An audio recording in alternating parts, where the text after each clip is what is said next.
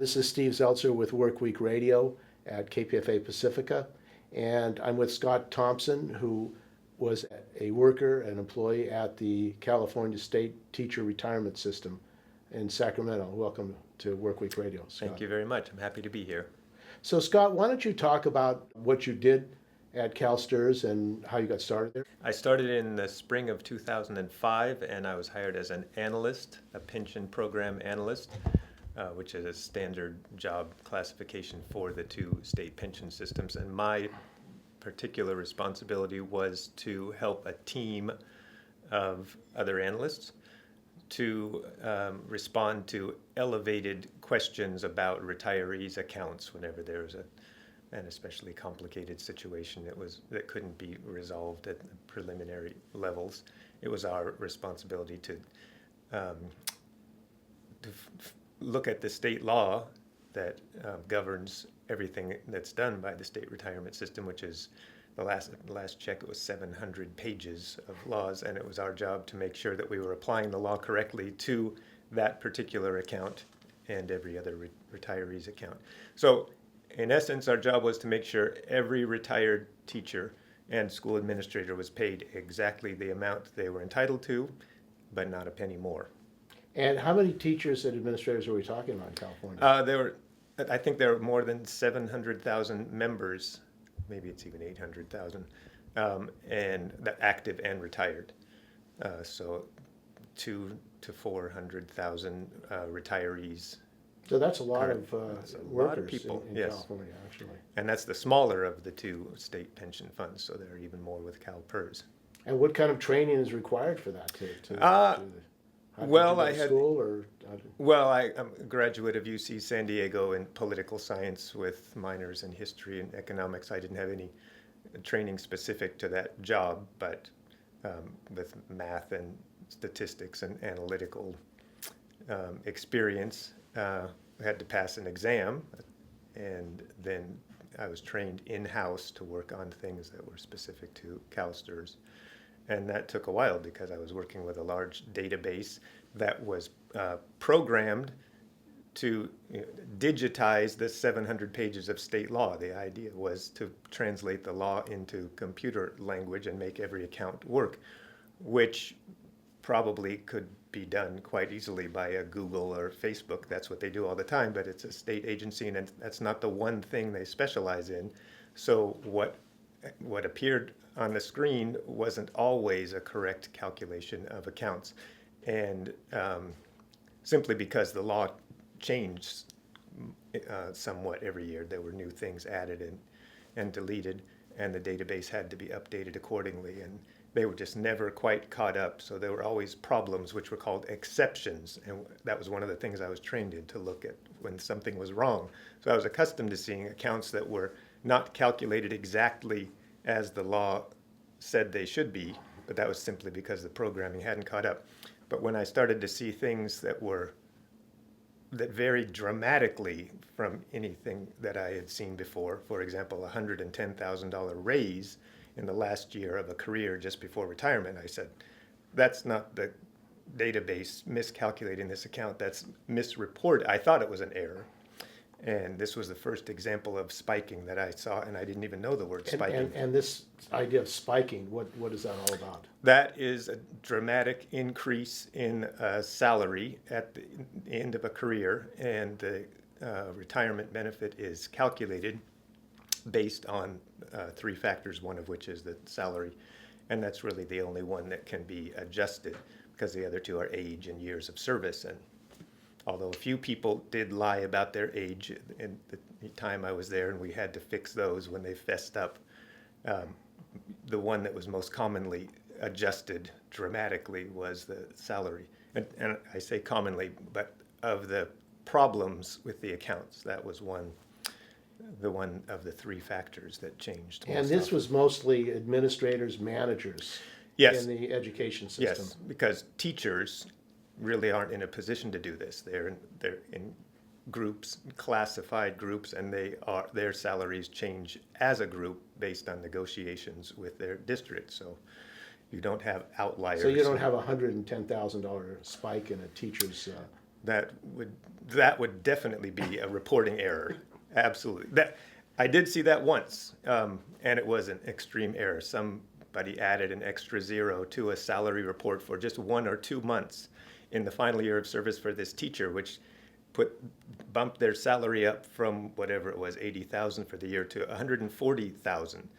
And no, the database didn't seem to recognize that that was a problem, or if it did, nobody acknowledged the red flag. There were some red flags built in, but some of the people I knew in the department that was responsible for viewing those red flags and responding and having the reporting agency, the school district, correct the reporting. They didn't always do that. I was told directly that sometimes they just turned off and ignored the red flags, which doesn't seem like a good thing to do. And then, many months or even years later, it would come to the attention of my group, probably because there was something else wrong with the account, and the member contacted us to ask about it, and we would look at the account and see, oh, it shows here that in the first 2 months, or the reporting for the first 2 months of your last year showed that you were paid $25,000 a month. Is that right? No, I got whatever my regular salary was, a few $1,000s. But it was a reporting error, and that was the basis of their miscalculated pension. But we would correct that, and they said, yeah, I thought that was a little more than we should have gotten. That was very, very rare, an actual reporting error like that. But the spikes, which were clearly intentional, because when we did ask about them, they said yes, the school district would say, yes, that's what we reported, $110,000 increase in the superintendent's salary in the last year. Up to CalSTRS to decide whether that can be allowed or not. And the law clearly states that you are not allowed to increase your salary for the principal purpose of enhancing your retirement benefit. That's in the California state law. Exactly. Which has been strengthened since I worked there, I think partly because of the questions I asked about their failure to enforce the law as it stood, because some of the people I talked to in administration at the pension fund said, well, it's hard for us to prove that the language in the law says for the principal purpose of, meaning the person got this raise because they knew it would increase their pension, and that was why they did it. We can't prove why they did it. That's very hard, so we don't try to. I thought, well, it's quite, if you look at it the other way, if they did not get the raise for the purpose of enhancing their retirement benefit, there's another way to report it as a one-time bonus. There's a special code for that, and that code prevents the extra money from being included in the calculation of the retirement benefit. But they didn't do that, and they could have, and all the school districts know how to report a one-time bonus, and occasionally they did, but more often they were trying to include this as a raise, which would then be paid for the rest of the life of the retiree. And you were an employee yourself. You're a member of SEIU 1000? I was a fair share SEI. SEIU Yeah, 1000. not a They member. were supposed to represent you. I mean, Yes. you were under fair share. Yes. And so you raised these concerns about what you saw as spiking. Yes. And what did the manager, your manager, the top management of the CalSTRS do about this?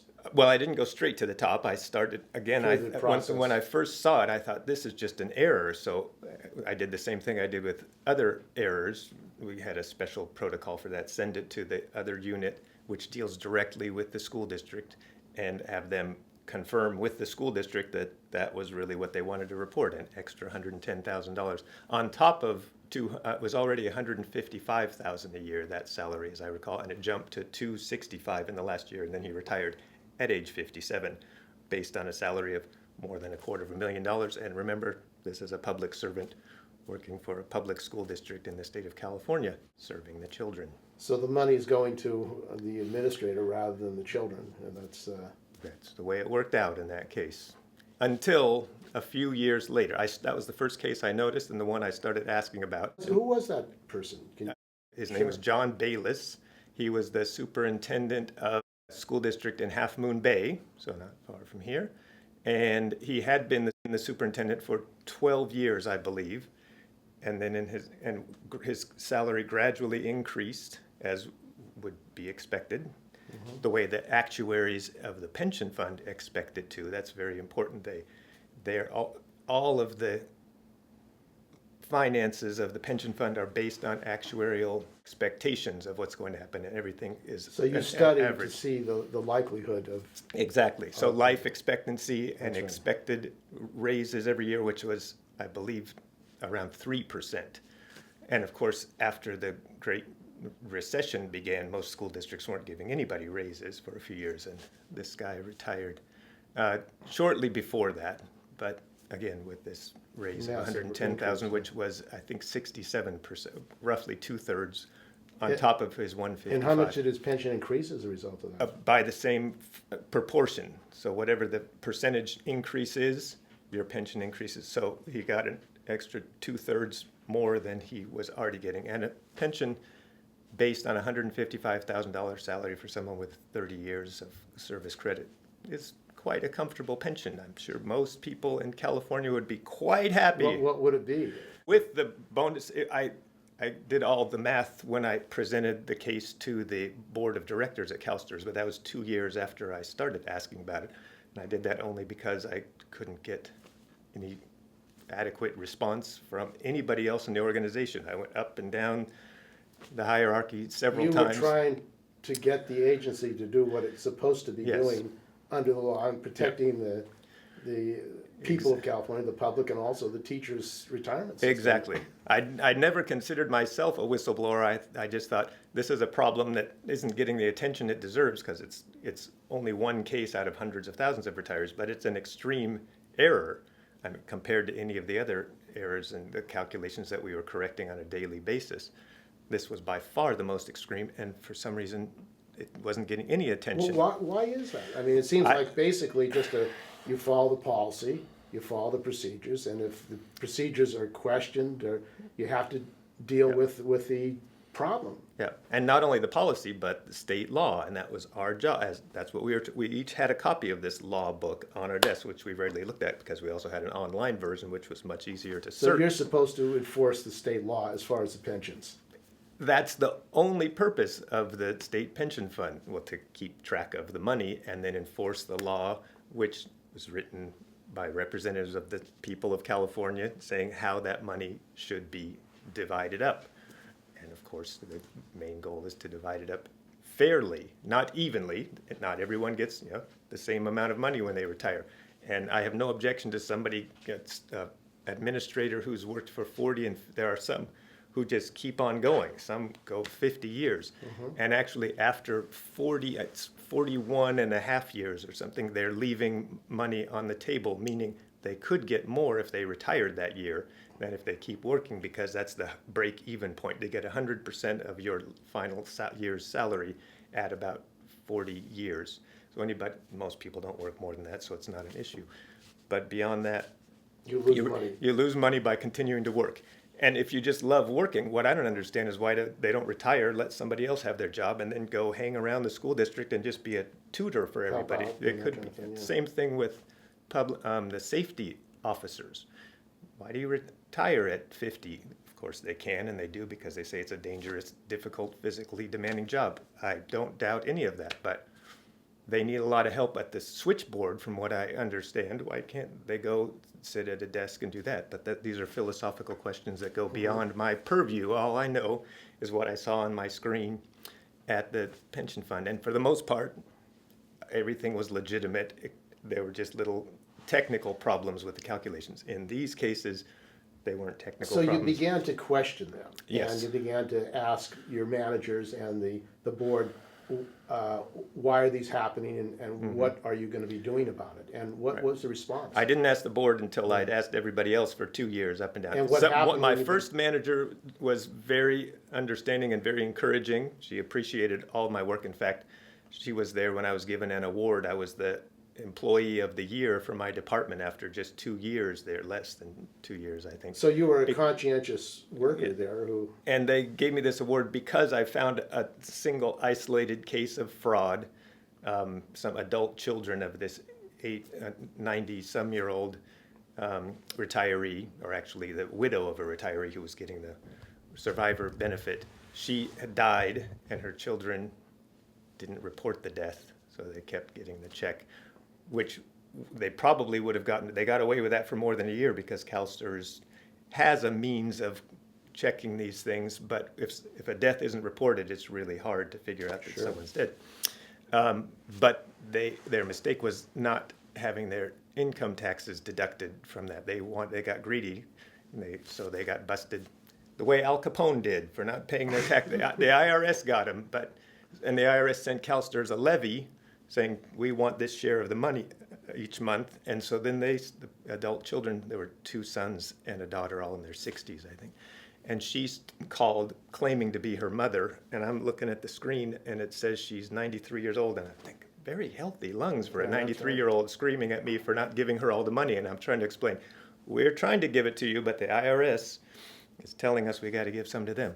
So I was given an award for following up just because I sensed there was something wrong here. And I asked around, and my manager said, well, follow up and call Adult Protective Services down in Tulare County, which I did. And one thing led to another. And it turned out the children had buried mom in the backyard after they claimed she choked on a sandwich, and that was the end of her. So I got an award for following through and being astute, and what I thought was just doing my job. If something looks wrong and your job title is analyst, you take a closer look and figure it out. So I did in that case exactly what seemed like the responsible thing to do.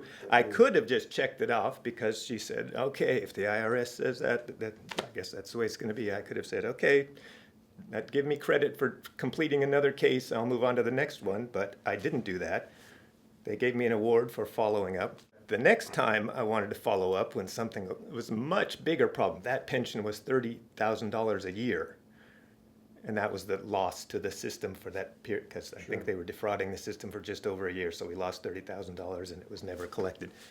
The $110,000 raise, you asked how much that retiree was getting more than $20,000 a month, and which was 2/3 more than he was entitled to. So he was entitled to 11 or 12. But a much bigger problem, and I asked about that, and my manager, the same manager who had encouraged me in their case, also encouraged me and said, send it to these people, which I did, thinking that'll be the end of it. But I followed up again and checked the account 2 months later, and nothing had happened. There was no note on it that we had checked it, and it was a legitimate $110,000 raise. Nothing. They didn't check. Nobody followed up. So I asked the manager again. She said, well, why don't you try the audits department? So I sent it over there. Waited 2 more months, followed up. Nothing's happening. But one of the senior auditors, he did respond to me, and we got to know each other, and we had lunch a few times, and he explained to me, this isn't new. We all know about this, and some of us have asked before about this problem, and we got pushback, so we stopped asking. And I'm not sure if he was trying to tell me that that's what I should do or not. I think he was leaving it up to me to decide. I think you can only guess what people are really thinking. My interpretation was, though, that he had a wife and kids and college and mortgage to pay, bills. We want to do the right thing, but if we're not getting support from above, we know when to stop. And I'm thinking, I don't have a mortgaged wife, kids, because my son lived in Poland. He was doing just fine. I didn't have any of the excuses to not do anything. And so I said, I guess I'm the one who needs to keep pushing to find out what's going on here and why. And I never really did, but I did make sure that the stories got to people who were going to do something about it, and that was the board of directors. So you're saying the top managers were dissuading the employees from pursuing the systemic spiking at the California State Teacher Retirement System? I got nothing but resistance from, not top managers, the executives. And who are these executives? They serve, they're not represented state employees. They're the ones who serve at the, at the... Executive director. There's the board of directors and then the executive staff, and they answer only to the board, and they serve at the pleasure of the board. They can be fired by the board. And who are these people? What were their names? One is named Jack Enos, he's still there. The director or the executive officer of my department was named Peggy Plett, and she retired within the last year. And there were a few others in between them. So they were not really doing their job when they didn't see, when they saw it, when it was brought to their attention that there was spiking going on. It was costing the California state teachers system money. Yep. That was The response I got from Peggy Plett was, we can't prove that this huge salary increase in the final year was for the principal purpose of enhancing the retirement benefits, quoting the law. So they're basically saying it's only a few isolated cases. Well, the most extreme ones were not, there weren't many of them, but there were lots of smaller ones that I saw in that 2-year period, because my colleagues started to see them in their cases, and whenever they found a big spike, they would send it to me, and so I was you keeping a became list. the expert. Exactly. You Exactly. became the expert at Yes, spiking. I didn't know that the word spiking for my first 2 years there, and I had no idea what was going on. I assumed everything was fine. Who am I to question how this operation runs? Look, they have this great big building, all these people working here, all this money. You give them the benefit of the doubt. And you're If they- one of the younger members of Yes. the staff. And I had to see an extreme problem that was so extreme, I honestly thought it was just a typo, because if you add an extra zero, you go from an $11,000 raise, which already would have been way above the average for a single year raise on a $155,000 salary. But add an extra zero to 11,000, you get 110,000. I thought somebody just typed in an extra zero when they were submitting it from the school district. And I thought it would be cleaned up just like that. 2 years later, after asking up and down and getting response, they were polite enough to respond. Everybody, including the executive director, who had presented me personally with the award for being the best analyst in the office. And 2 years later, this other problem, which to me was essentially the same thing. Somebody's ripping off the system. Mm-hmm. They buried their mother in the backyard, they spiked their salary. Right. I don't care how you do it. If you're ripping off the system, and it's my job to protect the public interest and public funds, I'm going to respond the same way. And you gave me an award because I kept asking until the Tulare County Sheriff and Adult Protective Service officers went to that house, and the woman was actually hiding under the bed, pretending to be her 93-year-old mother. They carried out the fraud till the very end, and the Adult Protective Services officer said, "You're not," and the name of the mother. And she finally let down her guard, and I said, "So where is your mother?" They go to the backyard. Same thing if a superintendent jacks up his salary at the end because it's a small district and he knows everybody on the board, or I think in that case there may even have been something more nefarious going on, because the assistant superintendent in the district with the 110 also got a very large raise, not quite as extreme, but it was one of the next largest spikes we saw in that same period. And then he retired. So the documentation we had, it looked as if they were taking care of each other. And I'm not in a position to charge them with fraud, but the interesting thing is nobody has ever been charged with fraud for doing anything like this, as far as I know, with a CalSTRS salary. The worst thing that can happen is they can be denied the increase in the retirement benefit that they're trying to get. Uh-huh. So I'm sure that's not a secret. These people talk to each other. They have an associate. They aren't represented by a union, but they have their administrative association. I don't think any of them stand up and say, "Here's how you game the system." And if you run a charter school, it's even easier because you know all the members of your board because they're your friends and fans. That's why they're on the board of your school that you started, because they think you're a brilliant educator. And if you're ready to retire, of course they're going to give you a huge bonus in your last year. And the most extreme example of that was the woman in Los Angeles who started the first charter school in 1993 or 4. And she was a rock star in the charter school world. When Schwarzenegger was governor, he would go to the school. He went at least once and made an appearance there, and she was in Sacramento frequently.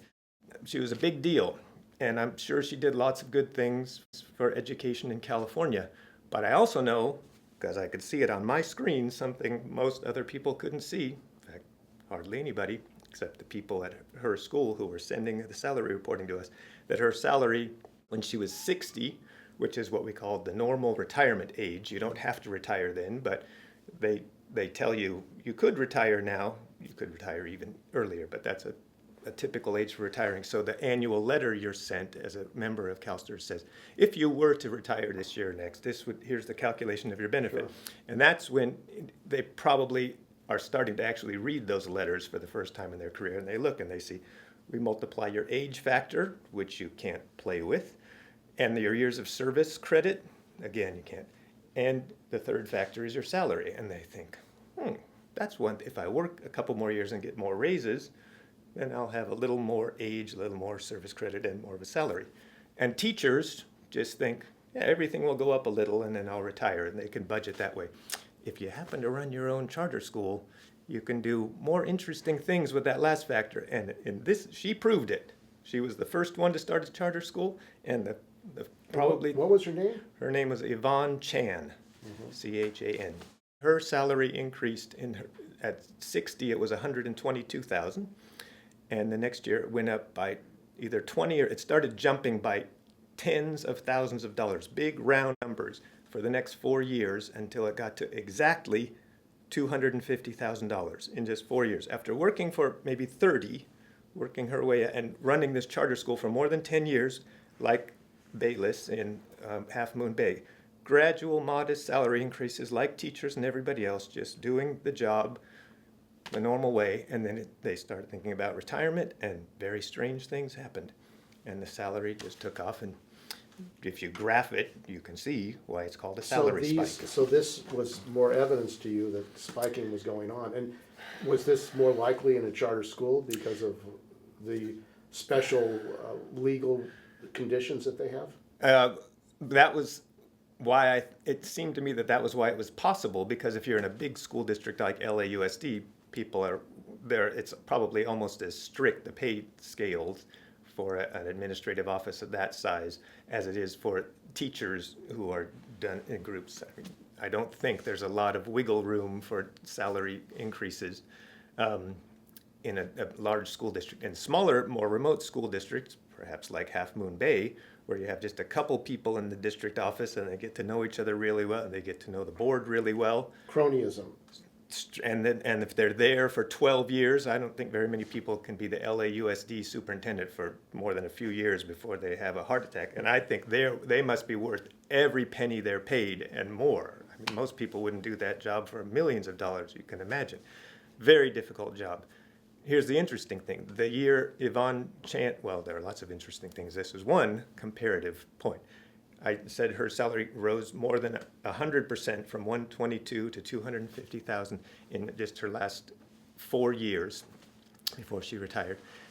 The same year she retired, the LAUSD superintendent was paid exactly the same amount of money, and even $250,000. That person was responsible for more than 700,000 students in all of the LAUSD district, is second largest in the country. She was responsible for fewer than 2,000 students at her one charter school, and they were both paid $250,000. I would contend that the LAUSD superintendent was grossly underpaid, and she was overpaid. But she insisted that to a reporter from actually an associate editor of the Sacramento Bee who was writing my story, contacted her, and she insisted that when she was explaining these dramatic increases, she said she was taking on lots of new responsibilities, and she was not only the director and this and that and all these other things, everything but She was multitasking. Yes, everything but the bottle washer, she was saying, which is fine. Hard to believe that one person can do more than one full-time job well, especially if your full-time job is director of a school. That should be enough for anybody if you're doing it well. I couldn't do it, so I imagine it's a lot of work. But if you somehow have enough time and energy to do another full-time job or another, and she was just listing all these titles she had. So it's hard to believe that one person is really doing that, but even if you were, there's a way to report that to the retirement system, because there are people who are teachers and coaches and do other things that are feasible. And Dennis Snyder was one of those? I think he was a coach. And a teacher. Yeah, so that wasn't so unusual, because you got a little bit of extra credit, and usually the money you were paid for the extra job A portion of that went into a special account at CalSTRS called the supplemental benefit, and wasn't included in your retirement calculation. And that's exactly what should happen with any extra positions and extra. So her rationale for having these huge increases, because I was doing extra jobs in addition to being the director, that's fine if that's your argument, but none of that counts. That's very clear in the law. Talking about this, the charter school Right. people being able to spike their pensions, and did you see other examples of that among charter school operators? There was another extreme one. It was a typical case of a big fish in a small pond. This guy started a charter school in Westwood, California. Westwood is a familiar name to anybody who knows LA and UCLA especially. This was the Westwood Charter Schools, which I'll give him the benefit of the doubt that he wasn't taking advantage of the familiarity of the name Westwood, but I think that's exactly what he was doing, because Westwood, California is a tiny town way up by, it's up in the boonies. Nobody lives there. There aren't any students, because if you then start opening satellites around the state, which he did in San Diego, in shopping malls, little teaching rooms, and and get students signed up to come to that school, then you get the average daily attendance money. You can start collecting. And he did. People wouldn't go to that school if it was just named Podunk Reading Charter School. It would mean nothing. If it's Westwood, they're thinking, oh, Westwood in Los Angeles, where UCLA is, you can get my kid on track to go to a University of California. So he's using the name. Yes, capitalizing on the good fortune of being in this particular little town and being a very big fish. His wife was in charge of most of the charter schools, as I understand, are run by nonprofits. This was a for-profit operation, because that's apparently also a possibility, and they were profiting from it. The records show how much they were both getting paid, and the parent, almost from the time it started, and I know what I know about it from reading local accounts of all these in newspapers about how things went wrong with this school almost as soon as he started. But he managed to keep it going for about 10 years until the county Office of Education just got so many complaints where they asked a state auditor other than CalSTRS, because the guy wasn't retired yet, so it had nothing to do with the retirement fund yet. But there's another state agency called the Fiscal Crisis Management and Assistance Team, and they go in at the request of county offices of education who've identified problem schools, and they try to help them get things in order. But in this case, it was a mess, and the audit report, which is available online, was so damning that they turned it over to the state attorney general's office, which followed up with 2 felony charges against this guy, one for perjury and one for conflict of interest.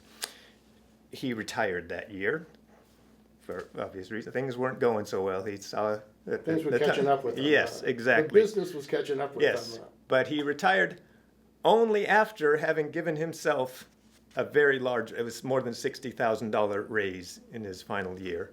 So and it was maybe 40% more than he was getting before that. So he was going to get that much. Actually, CalSTRS had already started paying him his pension based on this calculation.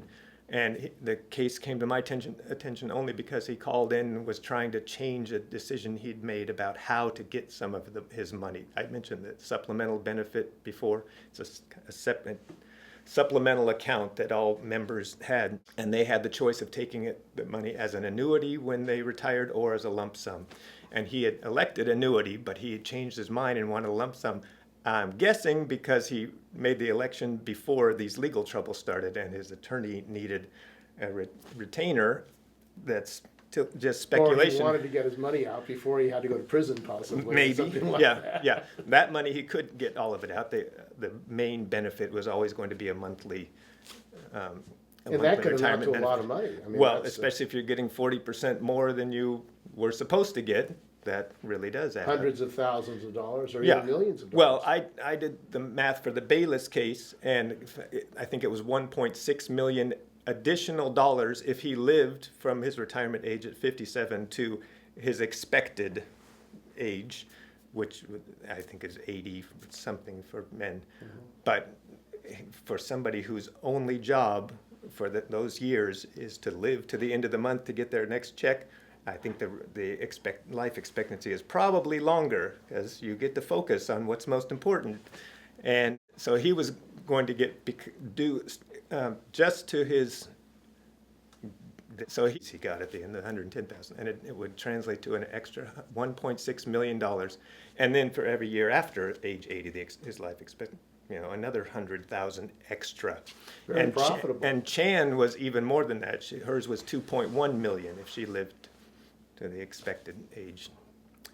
So that was what I presented to the board, and I think they took it seriously because things started to change at CalSTRS after that. They hired 7 people and put them on a team dedicated specifically to reviewing any cases of spiking, which they're not like cases of finding mom buried in the backyard. You don't have to go to Tulare County and get the sheriff. It's all right there in the database, and every month the database actually recalculates all of the retirees' benefits. Most of them haven't changed, and they don't change from month to month, but if there is some update in the system, then it has to go through and refresh every month. So technically, you're recalculating their retirement benefit every year. So each time you do it, if it's based on fraudulent reporting, then you're accepting that fraud once again, and you have another chance to stop it and retroactively correct it, but that wasn't happening. So the board, as a result of your efforts to find out what was going on with the spike, actually hired some people. What happened? They instructed the executives to solve the problem, and the executives did. Coincidentally, perhaps, this team sounded exactly like a paragraph in the memo that I presented to the board. First, I showed them the law, and then I showed them one example at a time, the Bayless case first. And when they met again 2 months later, I gave them a similar memo. I called it the Spiker of the Month, which the executives found very, very disturbing. I was told many times, you're making the executives very uncomfortable. I said, I'm sorry. My job is not to make them comfortable or uncomfortable. My job is to protect the taxpayers of California by making sure nobody is gaming the system. That's one way to protect it. If that makes it, I don't know why that would make them uncomfortable. They gave me an award for doing that 2 years ago. I'm doing the same thing now. If they're uncomfortable, they need to think about why their position is to ignore the law that says you can't do this, to not enforce the law to protect state funds. That is a very strange position, so they should be uncomfortable as long as they're holding that position. They held tight to that position for a few years, and again, I cannot explain why, but they finally backed down when I went beyond them. I said, I always thought we could solve it within the building, going upstairs to the top. That didn't work, so I finally went downstairs to the boardroom where they met. It's a public forum. They met every other month. I took the memos and passed them around, and then things got really hot around this. What happened? My director, I feel sorry for that poor woman. She's not there anymore. She didn't last more than a year because she was trying to run interference in between us. She wanted you to do your job originally. Yes, exactly. And she often told me that you're one of the best we have working here. We want to keep you, but. And she didn't tell me not to do it because she didn't want to be one of the ones saying, we all know this, but we're going to put our blinders on. She wanted to be honest too, but she was in a very difficult position. And they would, after I handed out the first memo, I was called into the executive's office, and my director came with me, again, kind of running interference. And I was perfectly comfortable because I knew exactly what I had done, but it wasn't anything new. It was the same thing I was saying for 2 years, and the executive already knew about it. She was livid. She was trying very hard not to be livid. If it had been a private organization, I'm sure she would have fired me on the spot. I probably wouldn't even have been around for those full 2 years to get to the point of talking to the board. But of course, she couldn't do that. Because you were doing your job, yes, basically. But she didn't call it my job. She called it my cause.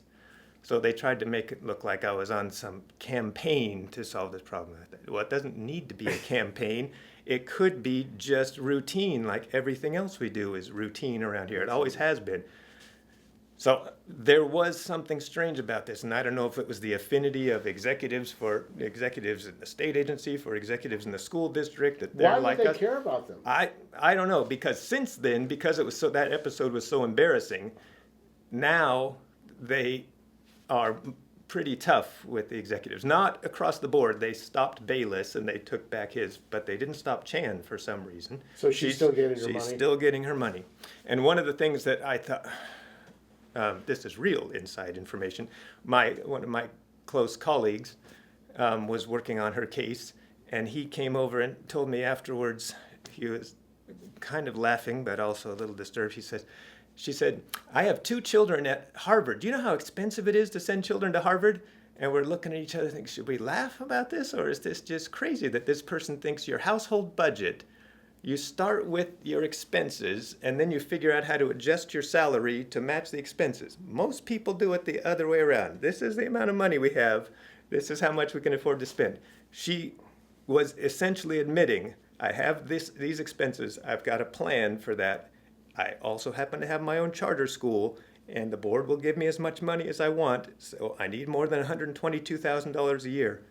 And up it went to $250,000 in 4 years. Nobody else in public education in the state of California could do that. But they could, but who would have the nerve? But she was a favored person. She was the rock star of charter schools. She did it then. Nobody questioned it. She got away with it. I presented it to the board. I presented it to the Sacramento Bee. Bloomberg News wrote about it. CalSTRS has reviewed it. They've never explained why that was okay. Nobody wants to explain why. Their excuse was, well, if we tell you, then everybody will do it. You mean do something illegal? We don't want everybody doing something they shouldn't be doing, which means she shouldn't have done it, but it was okay for her to do it. None of it makes sense. And that was the case for, all of these spikes. How many were there? Well, the extreme ones, there were a few dozen that I collected over the years. But that's millions of dollars. Yes, I You're mean, talking if about, over their lifespan, and they did, and I kept going even after they fired me. I would go because the meetings were public forums. They couldn't keep me out of the building. Although I was very careful to wear very thin clothes whenever it's a glass building, so I would park my bicycle in front, and I was kind of ready to be frisked they did have security right there every time. And they fired you. Now, what was the process of being fired? Oh, I just remembered the name of the other guy who had the 2 felony charges. And he, by the way, he plea bargained down to 1 misdemeanor. So, and I'm sure that was because state law prevents you from collecting a public pension if you commit a felony in your workplace. If it's in your private life, it's different. But these were work-related felony charges. He plea bargained down to, he had pleaded no contest to I think it was conflict of interest or perjury, one of them. So still, he's a convicted criminal, and within a year, he went to work as director of another charter school in Grass Valley, a Montessori school. I'm sure Marie Montessori would just be delighted to know there was such a committed public servant working in her name. So it sounds like these charter schools have a sordid kind of history, many of them, of people who are scamming the system and then using the state retirement system to build up their nest egg. Is that I think that's not an unreasonable conclusion. Again, not all of them. There are more than 1,200. I mean, there are 1,200 school districts in California, but I think it's almost the same number of charter schools now. It was not more than 900 when I left, and that was 5 years ago, and it was growing rapidly. well, this so well over Westwood 1,000. sounds like it's an open opportunity to set up little schools and in buildings and But they actually changed. I told you every year there are new additions and deletions from the state education code, part of which governs CalSTRS, and they changed the law because this guy was so abusive about setting up these little satellites, and it was clear that he was not interested in educating any kids anywhere but using this name. And so many parents complained about it all over the state. it became a scandal. Yes, and the state, somebody apparently talked to their state representative, and they change the law. So you can't operate it. The majority of the students in the school, if I remember correctly, under current law, must reside in the county where the original charter is. So he probably had 10 or 20 students in his little county, wherever it was, and almost all of them were everywhere else. So you can't do that Now, anymore. in the case of Dennis Snyder I think he was a coach. and a teacher, Yeah, so that wasn't so unusual. then he changed his position. He got fired or he left the Escondido High School where he was a coach, and then he opened his own charter school. Anybody can do it. All you have to do is get the charter, which can come either from your local school district or from the county office of education or from the state. And I guess people shop around if you do whatever is easiest. So You know, you're not required to be an educator or any training or anything like that. You shop around for your charter and. I think most of them are, my understanding is almost everybody who starts a charter school is a principal or administrator in a regular public school. But that's not required. Apparently not, because Schneider, and as far as I can tell, they really want to just do the right thing for kids, and they want to break away from the rules of a school district. LAUSD has the most charter schools, and I think it's because it's so large and so rigid, and you can imagine they have to have rules to govern 700,000 students. But people who bristle at the idea of being inside a system that's so rigid for so long, give them the opportunity to start your own school. Do what you take these kids, get your own board, start your own school. Very popular idea with the principals of all those hundreds of schools there. So I assume they all do it with the best intentions, and they aren't thinking about retirement. They're thinking, I'm getting close to the end of my career, so if I'm ever going to have my own school and do things my own way, this is my chance. But then some of them also, I imagine most of them are so focused on the school that they aren't thinking about retiring or what they need to do to set themselves up, because they're going to get a pretty good retirement from CalSTRS anyway, much better than the average Californian's getting. That's what CalSTRS is all about and does well. They take care of people. Even if they're not gaming the system, you're going to do all right under the rules if you follow the rules. That's what's so galling about it. These administrators, really? $155,000 salary wasn't enough for you to retire on? You had to have 265? Really? I don't understand, but Well, greed. I guess or that's the they word have a lot for of it. expenses. They have a lot Yes, of oh yeah, expenses. kids at Harvard. So I'm thinking, so you're taking California tax money and giving it to a private institution in Massachusetts that has a huge trust fund, as I understand it, biggest in the world for okay, that makes sense to you. Now, in the case of Dennis Snyder, what happened? How was he able to get money, increase his pension to a very high amount from being a school teacher and coach?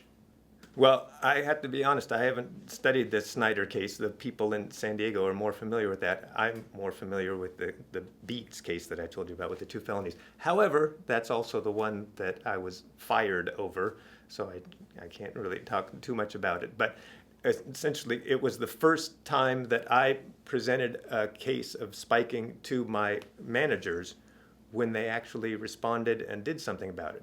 It was 6 months. So I did 2 years trying to get somebody to do something. Nothing happened, so I went to the board, which made the executives uncomfortable, as I stated. And then, so I knew that I was in hot water already, but... What did they do to put you in hot water? Well, first I got grilled by the executive. I got called into her office. It felt like being called into the principal's office, but I knew I had done nothing wrong, and I would just ask him the same questions. I just asked the new audience, the board, here's the problem. You probably don't know about it because nobody is talking about it. It was never on the agenda at board meetings, spiking. Never. In the 5 years I was there. Never, nobody talked about it. It was never on the website or in any media.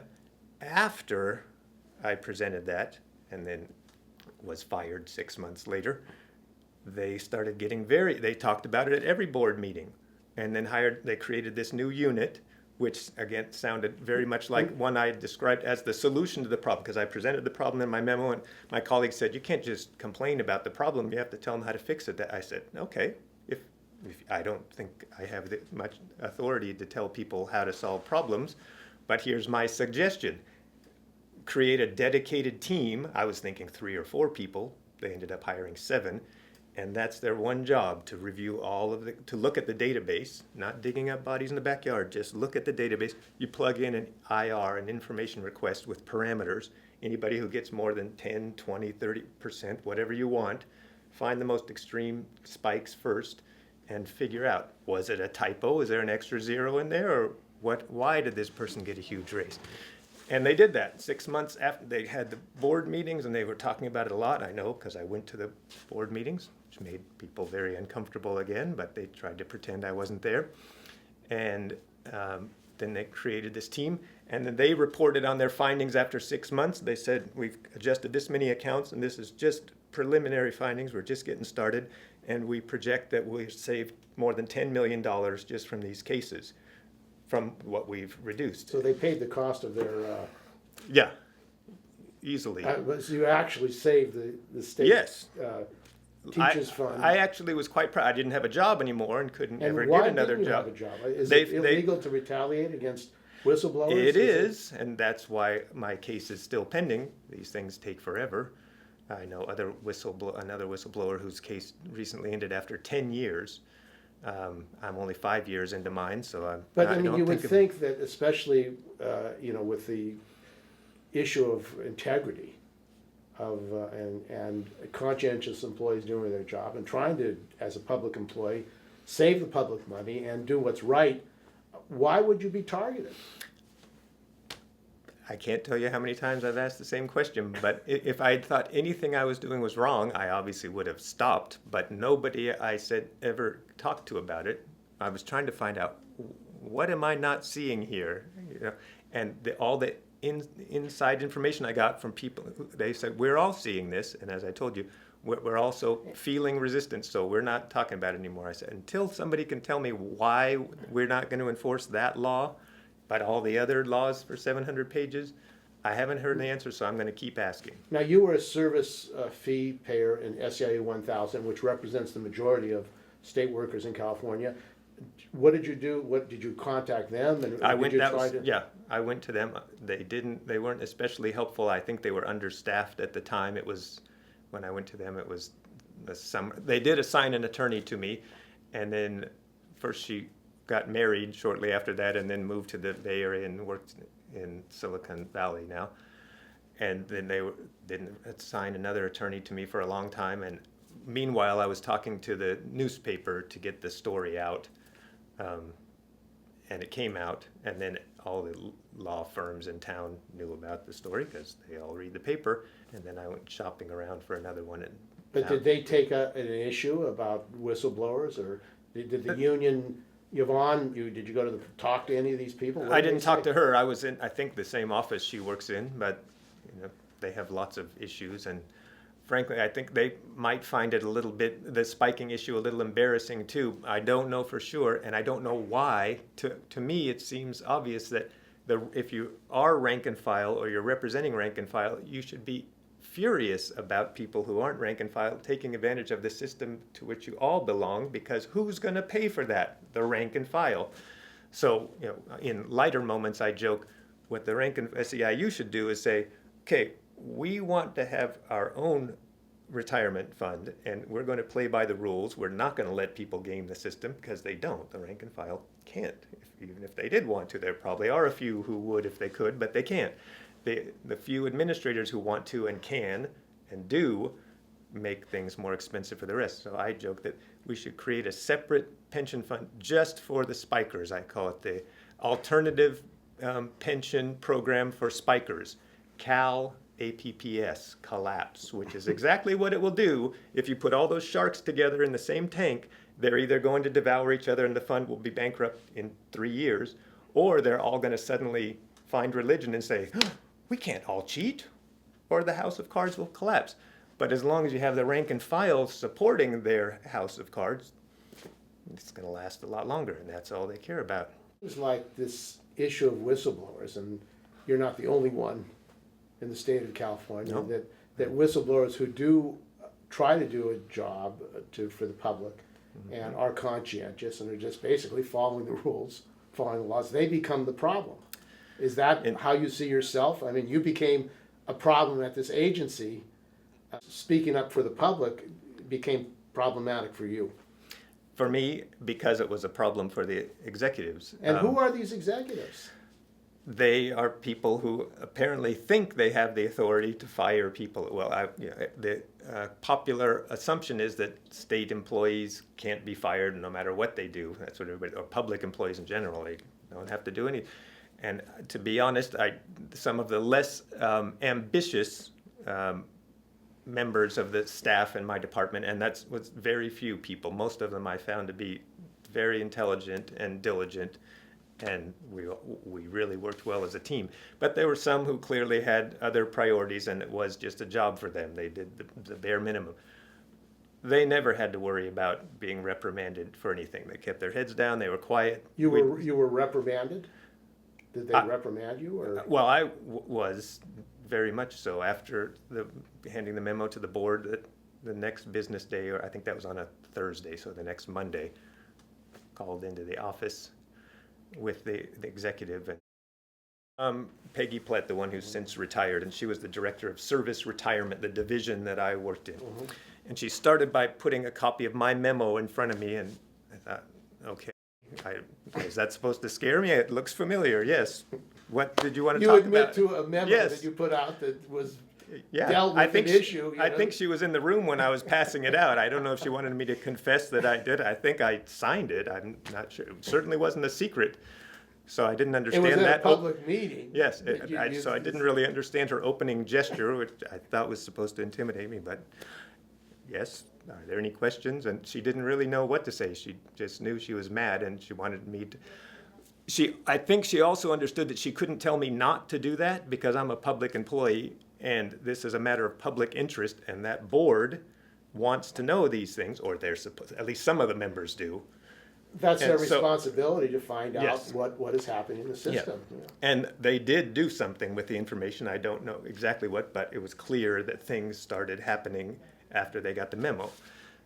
So it all worked out more or less the way I had hoped, except the part that I was eliminated from the scene. But you can't win them all. 7 other people got jobs, and the state saved $10 million just right with the first batch. So I said, okay, that's a public service. I did my part. And I'll have to figure out what to do with the rest of my life. You were going to the board meetings even after you were fired? Yes. And what That's happened? why I said I was persona non grata in the building, but it's a public building. So open 6 meeting. months after you submitted this information to the board, I was of fired. the state teachers pension fund, Yeah. you were fired. And what was the charge? Excuse was that I had changed a retirement account without authorization from management, which was, the first part was correct, the second part was not. It was the first time I'd ever adjusted a spiked account. I did it only because I got permission from management for the first time in 2.5 years. I'd been asking for that permission, but nobody ever allowed me to do it. And they made it sound as if I just went in the morning and nobody was around, so I changed this account, which is completely absurd because when you change somebody's account, the database generates a letter which goes out to that member saying, here's your new monthly benefit. And if it's an increase, they'll be happy and maybe call and thank you, but you probably won't hear from them. If it's gone down, especially by thousands of dollars a month, you're going to be hearing from them right away. So you can't do anything, Glenda. So their whole premise makes no sense that this guy is just in there changing people's accounts because he doesn't like spiking. Ridiculous. Is that what they said? That's essentially their claim, that I changed this one account of the guy. And the only reason I did it was because for the first time in 2.5 years, when I sent the information to them, I had actually stopped sending them, most of them, because I knew they weren't going to do anything. But this one was an extreme spike with the added color of 2 felony charges from the state attorney general's office, which of course CalSTRS didn't know about, the silo problem again. So here's your vaunted retiree who's got a great big spike that you didn't pay any attention to when he retired, and you've already started paying him. But somebody else, 2 other state agencies, the auditing agency, the fiscal crisis management team that went in and audited and found, it's interesting reading what this guy was doing. If you ever have the time or interest, I'll send you the link. And then they sent it to the attorney general's office. They read it, followed up, filed 2 felony charges. So I just presented this information to my managers, and they said, yeah, this one doesn't look, no.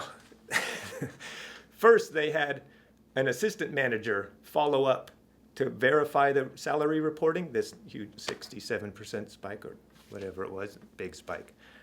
And what he did was send a letter to the guy and say, so what's going on? Is this a legitimate salary increase? The guy responded, yes, blah, blah, blah, everything's fine. And I said, excuse me, perhaps you didn't notice in my message that he was charged with 2 felony counts by the state attorney general's office, one of which was perjury. So if you want to confirm his salary reporting, maybe you ought to ask somebody else. That hadn't occurred. So that's the way people work. In another silo, that guy's job was to ask the person in charge, and he was the person in charge. It was his charter school. So I said, let's try that again. Can we talk to your manager instead of having... And the manager said, yes, that can't be right. We're going to follow up on that. And in fact, a month after they fired me, once they said yes, I said, okay, so we're going to that's all he said, we're going to investigate this. And I said, well, here's how we do it. They didn't know the procedure, and I didn't either because we had never done it before. What do you do when there's a suspected spike? I said, well, we do the same thing we should do the same thing we do on every account that we think is being overpaid for whatever the problem is. You err on the side of caution. This is what the law says. You don't want to overpay people. It's better to underpay them and then pay them back later so then you don't have to collect money from them. And people always prefer that the outcome be a raise in their monthly benefit than a cut. So hold back now, protect the funds, and do all your research. If they are entitled to more, you give them the back pay, increase their monthly benefit, everybody's happy. Especially if it's a huge discrepancy between their spiked salary and what they're getting. But you have to pay them something every month because they're retired and have a mortgage. So you pay them the undisputed amount, and then you investigate to verify the race. So that was what I did. I just So you didn't cut off his pension? No. You just gave him what was what the undisputed amount. And ironically, one of my managers was so, well, at least pretending to be, because I think he was also kind of the hatchet guy, so I'm not sure how much of what he was saying was to egg me on. It kind of seemed that way, and I was doing just the opposite, because I knew they were out to get me. I'm saying, okay, we got to pay him, but if you finally agree to investigate one of these, then here's what we do in every other case. We cut him down to here, pay him. And he said, well, what about this lump sum that he's been asking for months? And that's what he was most interested in. He wasn't even asking about his monthly benefit.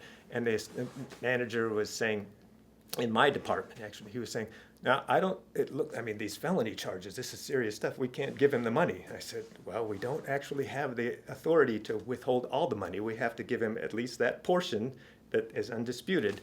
So that's what I would recommend. And he said, I have to go talk to the executive now. Can I have 3 suggestions for her? And I said, well, one is your suggestion, to pay him nothing, but it's his, at least some of it is his money, so we can't do that. And the other one is to do what I'm suggesting and the law says, is pay him the undisputed amount. And the third one is to give him all of it, and if we find out he's not entitled to it, then we have to take it back. Of course, if he had committed a felony as a result of his job, then he wasn't entitled to any of the money, including the lump sum. Yeah. That would have been... But he got out of that one. And to this day, I'm not sure if he was trying to set me up. I don't know if he was a good actor or if he was just a complete So fool. this guy was prosecuted, he was convicted on one charge. Yes, via the plea bargain. It's a He was conviction. convicted of a misdemeanor. Yes.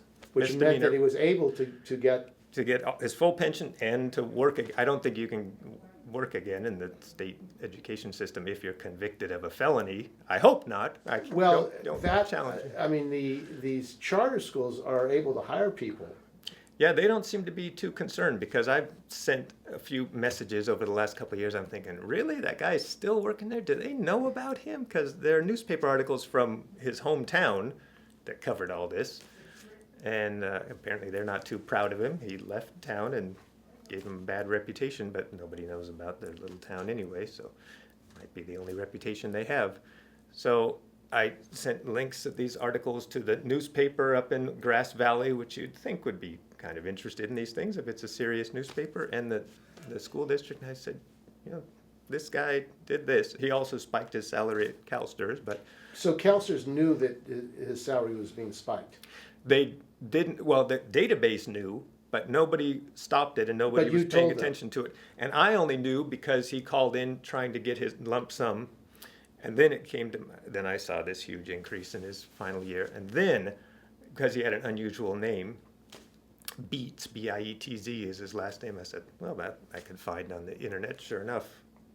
And the reason I looked was because I've noticed that when people are willing to do something unscrupulous in one aspect of their life, if you're going to game the pension fund, it's not entirely unlikely that you're going to cut corners elsewhere too. So That's your mode of operation. well, the only more one, likely. the only one I was, oh, that's your, yeah.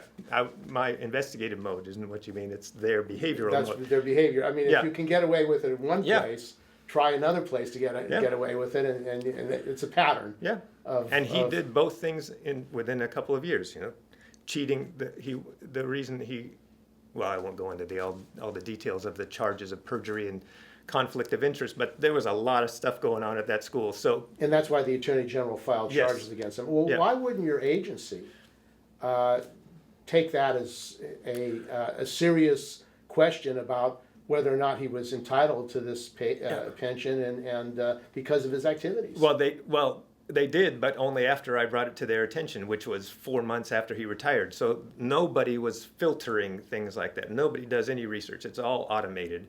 And again, there are red flags as part of the automated process. There should have been a signal saying, wait, this guy got a $60,000 raise. You might want to check that. Either the flag wasn't raised or somebody turned it off. And I heard from colleagues who worked on that side that they did often just turn them off. It's somebody else's problem. And they were probably told from above. So this guy is still getting. Now he's getting his pension and his director's salary from the school in Grass Valley. So he's doing just fine. So he's still in a charter school, getting a director's salary. Yes. So he got those 2 felony charges out of the way. Some people are amazing. I have to admire the guy. I mean, it would never even occur to me to try to do the things he did. Not only did he do them, got caught, but no problem. Get the felony charges out of the way, plead misdemeanor, and just keep on going. And he's actually getting money from the state taxpayers. Yes, from the pension the fund public schools and the public schools. Yep, and I'm sure he sleeps very well at night on very expensive sheets. So I don't know. Isn't that double dipping? That's exactly what Snyder's doing and the others, and that's what it means. You're retired, getting a salary. The common understanding is you're either working or you're retired. That's right. But and going back to work. If you go work in the private sector, nobody can complain about it. I thought that's illegal in the public system. Isn't it illegal to double dip? For CalPERS, it is. And actually, there are restrictions on that. One of my colleagues who sat just a few desks away, her job was to determine which of these cases of retiree employees were allowed to do it. There are some restrictions of how many tens of thousands of dollars you can make every year. And you can't be full-time, but apparently he's doing enough to have the title director. And who is doing oversight on these charters and making sure that there isn't this malfeasance going on or conflicts with the actual laws and rules to protect the pensioners and the public in California? Well, CalSTRS is responsible for oversight of the pension part. And again, if a retiree is working and they're getting, so they can see that they're paying a pension here and they're also getting salary reporting from the district for an active member, then they're obliged to make sure the activity falls within the parameters. So they are monitoring that. I know the person who was doing it was just one person, as I recall, and she was very busy because a lot of people were trying to do that. It's a popular concept. Yes, I want 2 paychecks every month. So. Now, the other thing is charter schools. Are charter schools required to put people into the pension system? They have an option, as I understand it. They can choose to do so or not. And I don't know what they do as an alternative. As a percentage, do you have any idea of what percentage of the charter schools are? I haven't seen But those that statistics. may undermine, the more charter schools you have, they may undermine the public pension plan if they don't. Yeah, If you they're- have public money going into the charter schools, but no money proportionally going to the pension system. Right. CalSTRS, And is if there you're- any way to investigate that? The numbers and those statistics almost certainly exist because the student population, I'm sure they're very closely kept statistics about how many students are in charter schools, and you can see how much money follows each student. Those numbers are all available. And if a certain, for whatever percentage of the schools are electing not to be in CalSTRS, that would be a considerable drain on the system, although the system also wouldn't have the liability of paying those pensions later, so. Now, when you continue to go to the board meetings after you were fired for doing your job, what would happen there? I mean, did the board know that you'd been fired by the executives? I'm not sure. I imagine they did. When you spoke, Because, did you well, identify actually, yourself?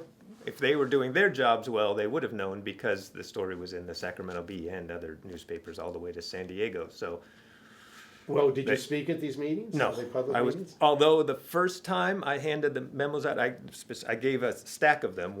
I think there were 12 board members at the time. I gave 12 copies to the woman who was in charge of the committee responsible for making sure the pensions were being paid correctly. So I focused on the person responsible, gave them all to her, and I said, I think you'll find this of some interest, and she just glanced at it.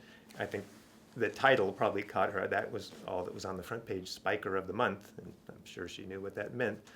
And, I was trying to get attention, so I needed a title that was an attention grabber. And she said, we might have you come back and speak on this sometime. And I don't know if she meant that or if she was just trying to get rid of me. I wasn't planning to hold her attention for very long anyway. I said I'd be happy to do that and walked away. Never heard from her again. So the board members there, and how do they get on those positions? Some are elected by members, CalSTRS members, so teachers. One represents community college teachers, in particular another K through 12. A few of them are ex officio, so the elected state officials, the controller, the treasurer. So the controller and treasurer of California are on that board? Yes, always. And the controller, I should point out, very good guy, John Chung at that time. Now he's the treasurer. But he only came to meetings occasionally because he had a surrogate most of the time. But he apparently took this message very seriously and within 6 months had initiated an audit, which he had the authority to do as a state controller, not of CalSTRS in general, but specifically of spiking at CalSTRS. And it took about 6 months to complete the audit, and they didn't interview me, which I thought was strange. Why wouldn't they? Since you're the person that brought it to the attention of the good question, of the very state good question, agency. good question. And I was talking to the associate editor at the Bee who had done the story about me, and she asked, "So have they been interviewing you?" I said, "No, they haven't contacted me."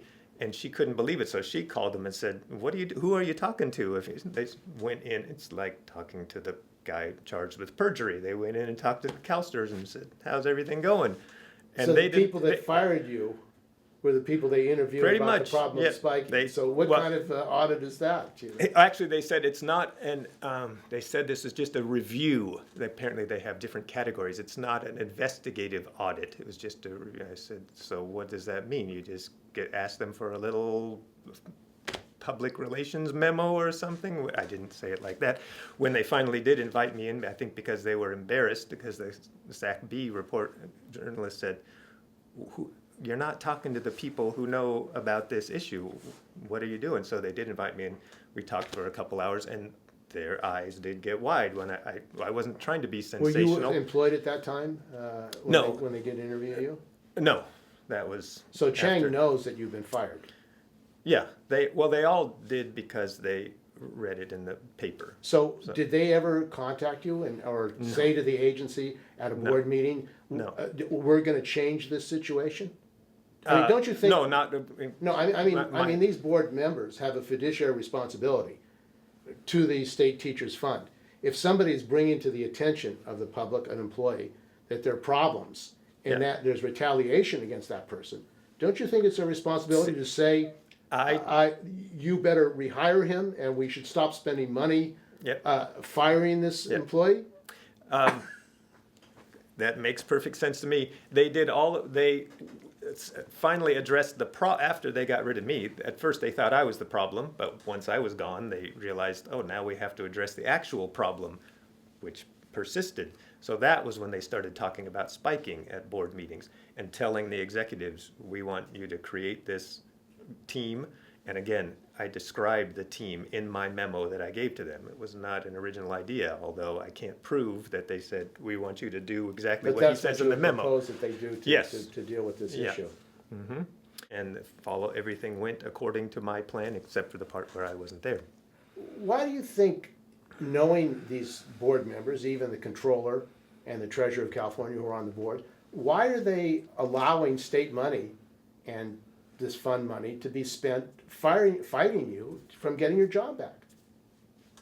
I wish I had the answer. Is that a proper use of state funds? I certainly would say no to that. That's, I mean, yes, it's and ridiculous. also- But to reverse the decision made by the executives would be to call the executive's judgment into question. And Well, don't you apparently think they should be fired for what they did? I do, yes. They but- should be fired. Or I don't think they're conducting themselves. In a proper way. Yes. If they retaliate against somebody who's doing their job Yes. in an agency to trying to protect the public, Yeah. and they retaliate against that. It sounds like the people who are running CalSTRS are right now allowing the state to fund fighting somebody who blew the whistle on malfeasance in that agency.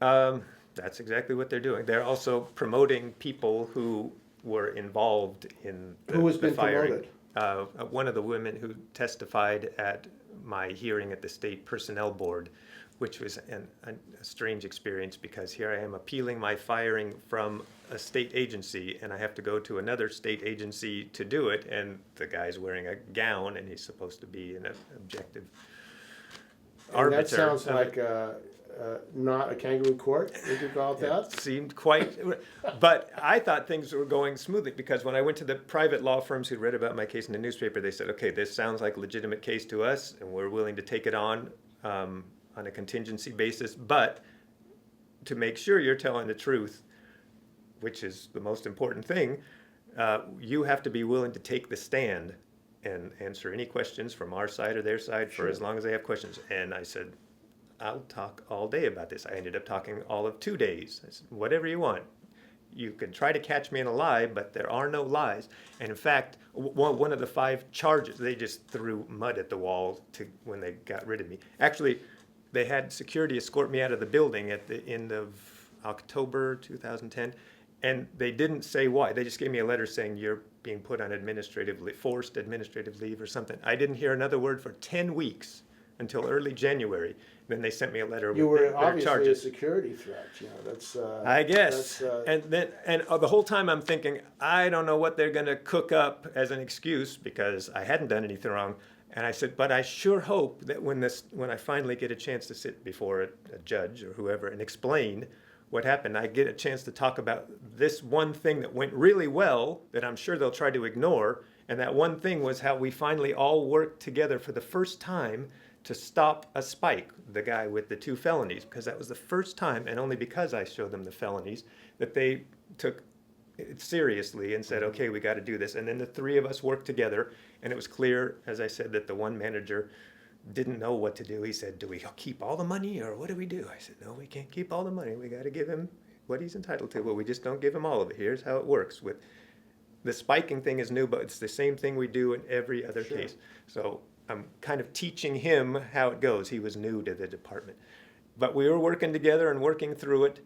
And I said, I just hope I can say we were so close. After 2.5 years, they were finally starting to get the spiking, and we were finally starting to enforce it. And then because they were still mad that I had gone to the board 6 months before, they fired me. And so I'm reading this letter, and I cannot believe they're saying, we're firing you because of that situation. I said, that was the best thing that ever happened. That was the only time we all got together, and they were saying I did it independently, and that's why they were firing me, because I wasn't working with the managers. You weren't a team player. or just a Or renegade. I collaborating was a with them. rogue, Renegade. a rogue analyst. Operating on your own. Yes, and misusing. They used every imaginable charge, misuse of public equipment or whatever. Because when I changed his account, they say I wasn't supposed to, so I misused my computer, and everything else. So But the big one was dishonesty, and my attorney realized that if you can disprove the dishonesty charge, then everything else falls apart, because if you're not dishonest, then you're not doing anything wrong.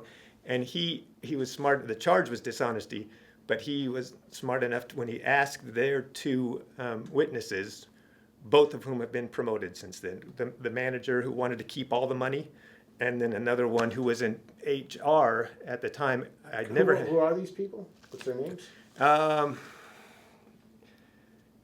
What's his name? I'll get back to you. Okay. On that. He asked both, and they're both just giving the party lines, saying, we can't trust him, we can't work with him. And but my attorney said, did Mr. Thompson ever do anything to deceive anyone? And he said, no, we knew exactly what he was doing the whole time. And then the woman came in and said, and the other thing he asked him was, so even after he changed this account, you kept going to him for advice about what to do? And he said, yes. And he said, well, why didn't you just if you didn't think he should have changed the account and done what he did, why didn't you remove him take him off? And in fact, the record shows that I adjusted the account that way. I also later noticed that the guy hadn't been given credit for his unused sick leave, which I added to the account, which increased his monthly benefit. So the record shows that my job was to make, as I said early on, make sure he's paid exactly what he's entitled to. His interests. Yes, in that case, I cut him down to protect the public funds, and I said, well, I don't have to say anything. If I really am just out to get this guy because he's a felon, then I would just say, I didn't see that. Nobody else saw it, and I didn't see it either. He doesn't get his sick leave credit, and that gave him an extra $50 a month or something, but I didn't have to do that. I did it because my job was to look at everything. That's right. Maybe you get more, maybe you get less, but you get paid correctly. And that argument didn't fly in the courtroom either. I said, what part do you people not understand? I'm just doing my job according to law. And then he asked this other woman who's now, at the time she was head of HR, she's now second in command under The CEO? Jackie Enos. He calls himself the CEO. And only the pension fund chiefs call themselves CEOs. Nobody else in So these states CEOs are involved in conspiring to fire you because you were doing your job. Is that what's going on? The CEO of the CalSTRS pension fund are actually in a conspiracy to fire you because you were doing your job. Knew exactly. He was very much. And I'm sure. why haven't the members of the board called for their resignation and an investigation of them? Well, I mean, it seems like they're retaliating against a state employee who is actually trying to do their job to protect the state. I wish I had you by my side in those board meetings, because I feel all those things and I want to say them, but I didn't. I would love to have been able to stand up in one of those board meetings when I went back. Is anybody going to talk about why I was fired? Now you're talking about stopping spiking, which is great. Is anybody going to talk about how I have been asking all the people in authority in this building for 2 years to do something about spiking, and instead of doing that, they spiked me? But now you're going to solve the problem. Can we talk about that? But I never had the nerve to. I never said a word in those meetings. But that should have been a question. I wish you'd been sitting next to me. These executives, it seems like logical. If you're doing your job and you're retaliated for doing your job, and the executives get promoted and the managers get promoted, and nobody asks them about their responsibility, the checks and balances and transparency seem to come seriously in question. Yes. And how much are they spending fighting you? I mean, it seems like... I don't think... Everything is so slow these days because the courts are underfunded and it's ridiculous. I hate the idea that this has to be dragged out and use any more public funds in courts. It's another waste of public money. Yes, exactly. When the 3 adult children were arrested for burying their mother in the backyard and not reporting her death and defrauding the pension fund, I said, great, the pension fund loses $30,000, but you're not going to put these people in prison now. And they didn't. I think they all got whatever, probation or something, because they didn't actually kill her. They just defrauded the pension system. But even that probably cost tens of thousands of dollars in public funds. And I said, I guess maybe I shouldn't even have reported that, because which one is worse? One way or another, it costs But it public seems funds. like they're going to jail, and But- other people who are getting hundreds of thousands and millions yeah. of dollars from the pension. Yeah. I mean, there seems to be a disparity it- in treatment. yeah. I mean, and that's, Exactly. And that's what was also galling, because again, they were arrested and probably did go to jail, but they didn't go to prison for that, and I don't think they maybe didn't do any time at all. But at least they were called to account for that, and I think they've lost the mother's property with liens and everything else. I'm not sure what happened, but it didn't end well for them.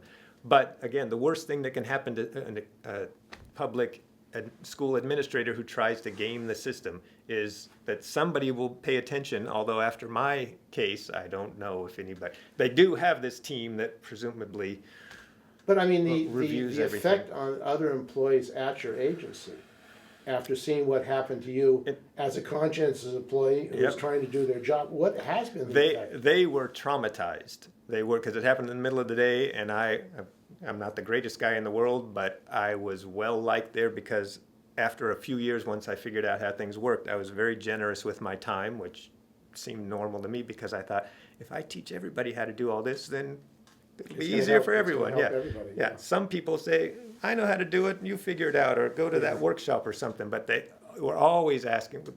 One of them called me the professor. It I sounds didn't like you feel should be but- head of that agency, don't you? I mean, that's what they should really do if they're serious about the issues. Yeah, a business professor at Stanford published a book about leadership and who the people are typically who rise to the top, and they're not people like me. They're not. I'd like to think that most leaders are honest people and are doing things for the right reasons, and maybe I will continue to believe that. But we've seen enough exceptions So, to I that mean, rule, and the book was in that about. agency, then, there has to be some concern that among the employees there, that if you do your job and you do see things like what you saw, it's best to keep quiet about Yeah. it and not make waves. Well, the older ones already knew that. And another guy who worked way up high, but he was young and had been on my team before he moved to other divisions, and then he was going to go to another agency, and he came to my desk after I gave the memo to the board and started the fire, but before they'd fired me. And I think he caught wind up there that my days were numbered. He didn't say that because he's trying to make a career in state service, and he has a wife and baby and mortgage, that situation. And People are afraid. Yeah, but he wanted me to know, and I kind of sensed that as he was leaving, he made a point of coming downstairs in my desk, and he sat there, and I just want you to know that I think you're a great public servant. And I could tell he wanted to say more, like, but your days are numbered here, so you might want to start looking for another job. He didn't say any of And that. Yvonne Walker, who's president of yeah. SEIU 1000, this issue of bullying, of harassing public workers who are trying to do their job, is that an isolated case, or is it going on at other state agencies? I don't know. Do you know other whistleblowers at other state agencies? I have met a few other whistleblowers, and both of them were women, and actually three I know, and I felt perfectly comfortable and confident with what happened to me, because I knew I'd done nothing wrong, and the day they had security escort me out of the building, I went home and did some laundry, cleaned up the apartment, and I said, what do I do now? I'm not usually home at 2 o'clock in the afternoon. So I said, oh yeah, a nap. When was the last time I got to take a nap on Thursday afternoon? So I lay down on my bed and went right to sleep. When I woke up, I said, I guess I'm okay. You have to have a clear conscience to take a nap. You can look yourself in the mirror. Yeah, and I often wondered that. How do those people do it? I don't know. But the other three that I know quite well in Sacramento, all women and all traumatized, really, I didn't know them before they were whistleblowers, but I'm assuming they were more stable and healthy, and really hard for all three of them, although they've survived, and two of them have gone as far as getting the settlements. One actually went back to work for the state. I thought, did they not see the record, or she said, I think they missed it, because that's how incompetent some HR departments are. They don't. I thought everybody would just look at the internet and see that Yeah. your name was there. And hers was a big one. She was a CalPERS, the other one. And they were doing some insider trading. And actually the SEC was involved, a federal investigation of her managers, because she was the one who said exactly the same thing. These are the rules. This is what's happening, and there's a problem, and they didn't want to talk about it. Well, So, Governor Brown, is he aware of this case? well, I know he's aware. He said in his second campaign, or his fourth, I guess it was, we fixed spiking. And when I said that, I said, I love you, Jerry, but you just lost my vote because you didn't fix. You got some more rules in to make it tougher. They tightened up the language, which had been just, if you're doing this for the principal purpose of enhancing your retirement benefit, then you can't do it. Well, all they have to do is say, no, it wasn't for that reason. It was for some other reason. So Okay. there's no criminal sanctions for spiking your pension? No. The worst thing that can happen is if they pay attention, and now with their new unit, they are paying attention. But why should you be criminally held liable if you actually manipulate your pensions to basically steal from the public, steal from the pension system? Shouldn't that be a crime? One of the things my division was responsible for was the retirement form. When people fill out their application, it used to be paper almost until I left in 2010. It was still on paper. Now it's all online. But there is the line before the signature. I'm signing this under penalty of perjury, that all of the information presented here is correct. Of course, your salary, I think there is one line where you write your final year salary, but that's not, they don't use that to put in the database because you could write whatever you want. And it's not going to be perjury because they ignore it and just take what your employer, the school district, has put directly into the database. So there really isn't much room for perjury there, except maybe lying about your age or something else. But other than that, there is no risk of perjuring yourself or committing any crime unless you are in charge of the reporting to the district, which was the case, as far as I can tell, in Half Moon Bay when these two top administrators just got Conspired to manipulate. and they But do you think there should be a criminal penalty? in cases like that, absolutely. In my opinion, it was quite clear that something very unsavory, to say the least, was going on, and nobody did So there anything could be a about it. bill to make that a crime. I would certainly support it.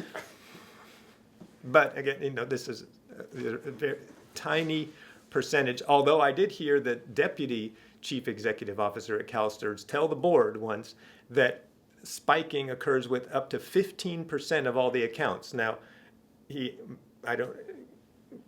his definition may have been more broad than mine. I thought I didn't even pay attention to anything that was under 10 or 15% over your last salary, even though that's a huge raise in your last year of service and gives you that same percentage bump for the rest of your life. So it's considerable. And if you have a lot of people doing it, that adds up. But I said, if they're not going to change the extreme ones, why bother to tell them about all the smaller ones? So I didn't pay too much attention to So for a those. state employee, what are the lessons of this whole experience? Because you basically are conscientious, you try to do your job, you follow the rules, and it seems like you became the problem for the executives of that state agency.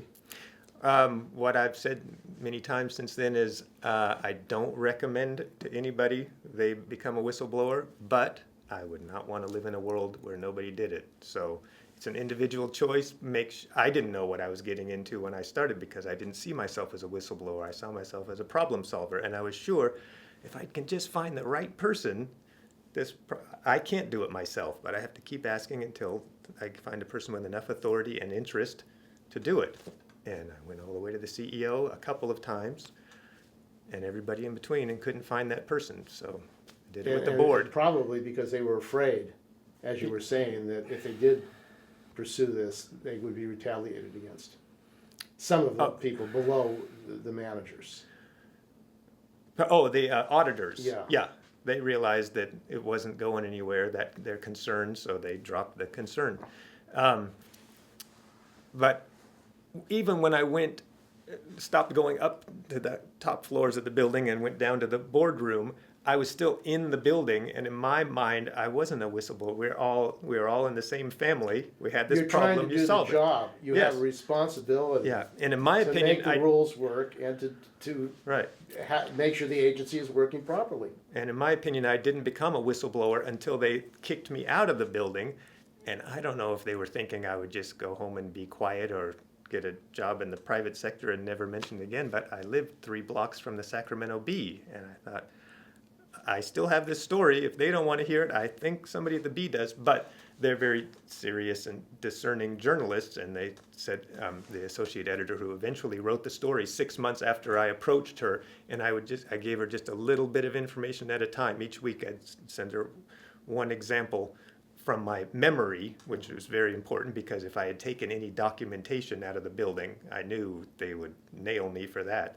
But I'd been looking at these cases for 2 years. I knew them all by heart, every Sure. name and number. So I would give her the information, and I'd say, ask them. It's a public institution. They're required to give you the info. So she was on a first-name basis with the public affairs officer, and she'd call and say, well, what about this? And they'd get back to her in a day or two and tell her, and then she'd call me and she'd say, I can't believe this, but it's exactly the way you said. I said, I'm not really that creative. I can't make this stuff up. Believe me, I thought it was crazy too. So I'd give her the next case, and after enough of these, and she said, okay, I know you're telling the truth, but there's only one of you. Is there anybody else who is willing to talk to me? Well, one of my colleagues had just retired, and I said, now that she's retired, they can't do anything to her. So, and she confirmed everything I'd said. And then one more who still worked there, but answered her questions off the record, because she's no dummy.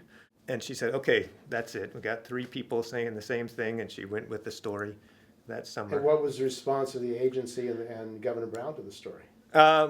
I do know that shortly after that, I heard from a friend who was a manager, and they were having she used to call them the Walmart pep rallies. They'd get all the management team together and do the rah-rah, aren't we great? And she said they had one of these planned, and then the CEO and deputy CEO didn't show up all of a sudden, and it was announced that they had to go see the governor, and it made it sound like a good thing. And I was thinking, I think the governor read the paper over the week. It was one of their big Sunday feature stories. I think the governor read the paper, or somebody did, and it doesn't look good when that story, the people are abusing your public pension funds under your watch, and it's in the papers, and then coincidentally, on short notice, the CEO and deputy CEO of the pension fund in question get called into the governor's office that So next Governor day. Brown knows about this. He knows, And he knows that you've been fired. that's what it said in And the story. Governor Brown should put you back to work, don't you think? They should drop the case fighting you and put you back to work. Shouldn't Governor Brown do that? I think that would be appropriate. I don't want to walk his dogs or work in the same place I was in before, but maybe some other job. His dogs are cute, don't get me wrong, but it's just not my thing. What I'd love to be is the official state governor's mansion composter. I've been working that angle because that's what I do now. I run a community composting network. With inspiration from the Bay Area, I'm trying to take some of that to Sacramento because they don't do composting the way you do here. So I'm trying to get that going. And Well, that's a community service. That's yeah. helping out the community. yeah, and he just moved into the historic mansion within the last month. It hadn't been occupied by the governor for decades. And I did a little research and found out that it was built about 40 years before the first municipal landfill in the world opened in Fresno, coincidentally, which means there was no place to take trash, but there wasn't much trash back then. Everything was organic material, and it probably got taken in a horse wagon to a farm somewhere and turned into compost. And I said, how about going back to the zero waste glory days of this building and compost on site and collect all those leaves? So that's what I'm pushing for. I want to be the official governor's mansion composter. And I'd be Okay. happy. Thank you. As long as I get a big salary spike along with the deal. No, they can pay me in black gold, the finished product.